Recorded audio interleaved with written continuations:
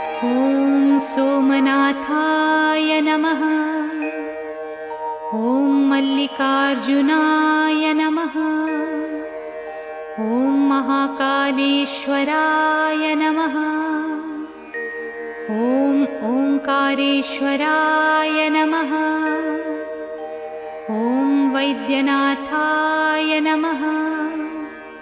ॐ भीमशङ्कराय नमः।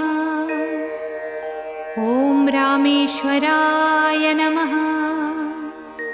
ॐ नागेश्वराय नमः। ॐ विश्वेश्वराय नमः। ॐ त्र्यम्बकेश्वराय नमः।